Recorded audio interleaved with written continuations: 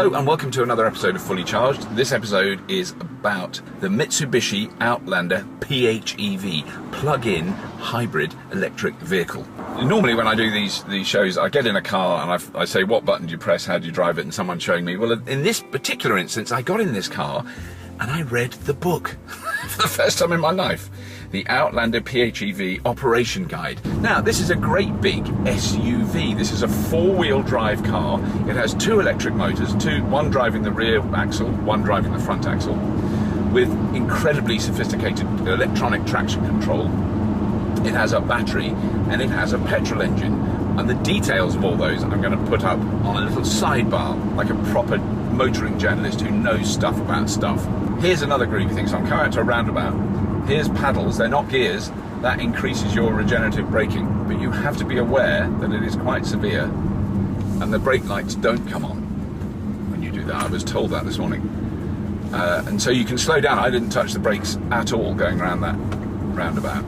For a start, Mitsubishi have had enormous success with it. This is a very, very popular car. They are selling them by the shipload, because obviously they're not made in this country, they're being imported. What their sales pitch is, and it's perfectly valid, is it's an electric car without range anxiety, which makes me mildly uncomfortable, because it's a petrol car that uses less petrol. That's how I'd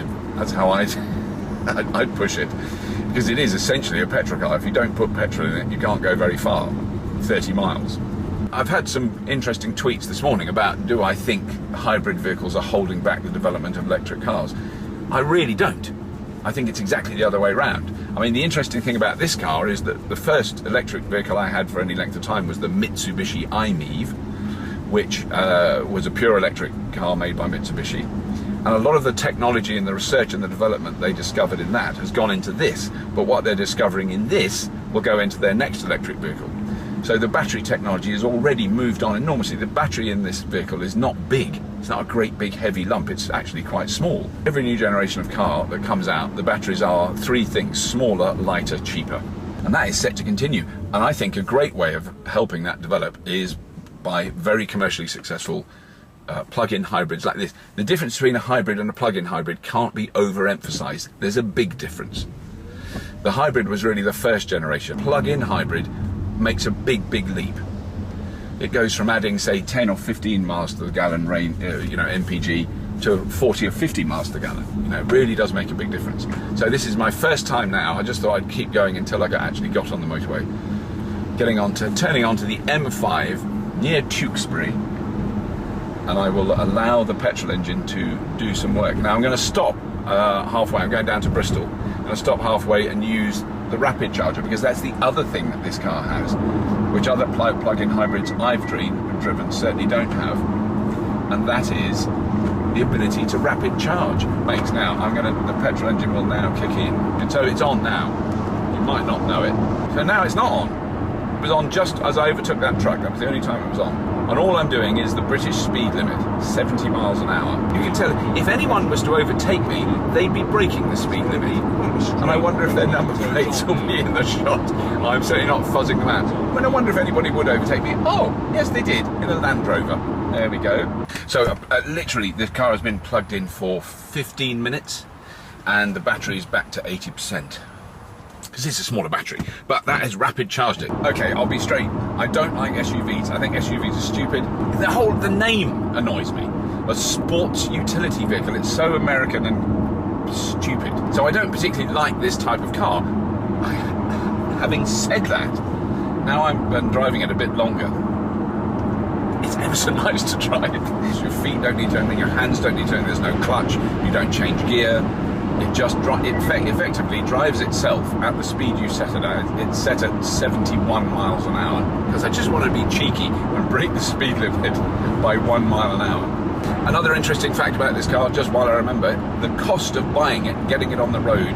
Normally there's this enormous extra cost of hybrids, or plug-in hybrids in particular, over the standard model. With the Mitsubishi Outlander PHEV, it costs the same as the diesel model, and it will cost a lot less to drive it.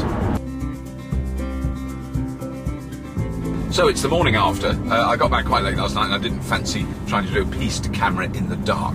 So yesterday, 130 miles, just over 130 miles, a big chunk of that on motorways at exactly 70 miles an hour. So 3 charges, charged on the way down to Bristol using a rapid charger, charged in the car park at Cabot Circus, and there was a special electric car only bay, charged again on the motorway on the way back when I had a cup of tea, but literally for about 10 minutes, a wee and a tea, and then drove back home, and I did 95.1 miles to the gallon in a 2-ton SUV.